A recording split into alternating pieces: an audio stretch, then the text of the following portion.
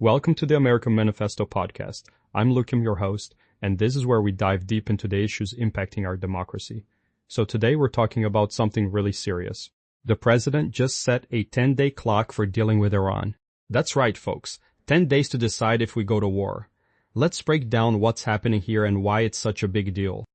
Picture this. President Trump stands in front of the Board of Peace, a room that's supposed to promote peace, but now feels like the starting line for a war. He tells the world that in the next 10 days we'll find out if the U.S. decides to launch a war against Iran.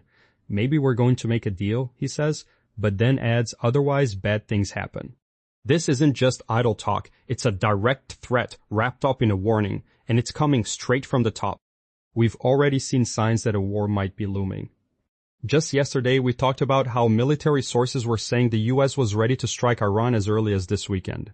With odds of war at 90%, extra fighter jets in the sky, and Iran hiding their nuclear facilities, it's clear tensions were high. But now with Trump setting a deadline, it feels even more urgent.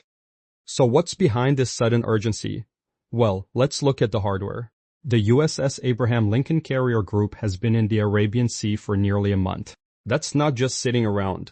That's positioning for conflict. And guess what? Another carrier, the USS Gerald Ford, is on its way. These aren't just defensive measures, they're offensive preparations. According to experts, the combined firepower of these two carriers could unleash hundreds of bombing missions a day for weeks on end. That's not deterrence, it's a war-ready stance. So why would Trump choose this moment to set a war clock? Is it really about diplomacy? Or is it something else entirely? Oil prices are up, showing that the market sees this as a real possibility, and the diplomatic talks, they're not exactly productive. U.S. envoys met with Iranian officials, but the message seems to be clear. If Iran doesn't meet our demands, war is next. This isn't negotiation. It's posturing for a fight. And here's the kicker. This isn't the first time Trump has set a deadline for Iran.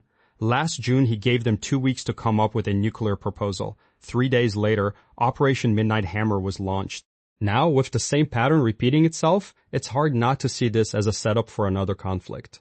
The clock isn't a negotiating tool, it's a countdown to war. So what can Congress do? Well, they have the War Powers Act, which requires the president to get approval from Congress before launching military action. But history shows us that won't be easy. In January, Senate Republicans blocked a similar resolution over Venezuela. So when Representatives Ro Khanna and Thomas Massie try to force a vote next week, it's likely to fail. The mechanism to stop an unconstitutional war exists, but the political will to use it may not. To understand the gravity of this situation, let's take a closer look at the diplomatic track.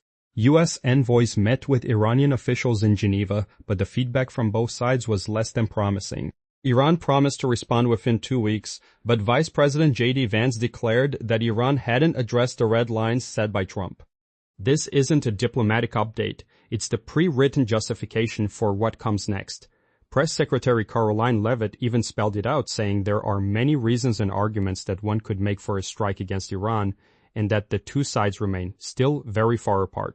This isn't just briefing the press, it's conditioning the public for war. Meanwhile, Iran's Revolutionary Guard staged military exercises in the Strait of Hormuz, a crucial choke point for global oil shipments. The threat alone is driving up oil prices, with the U.S. crude closing at $66.43 per barrel, up nearly 2% from the previous day. This isn't just about military readiness, it's about economic leverage. The market reacts to the threat of war, and it's making money off the fear. But it's not just about the immediate consequences. This isn't just an isolated incident.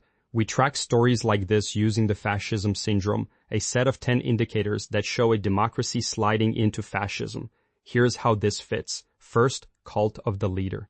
One man, a war clock, no vote. The room is called peace. Next, aggression is virtue.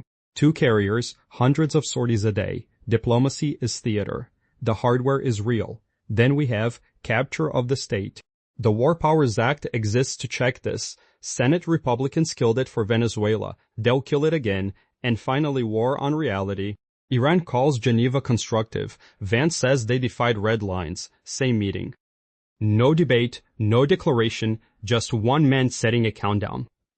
A room named after peace announcing a war. That's not governance, that's fascism. But we're not here just to tell you the house is on fire. We built this publication to equip you with the tools to fight back, the frameworks, the messaging, the strategies that actually work. Check them out in our Substack at americanmanifesto.news. But we can only keep doing this with your help. If this matters to you, please consider becoming a paid subscriber. Sources are available in our original article.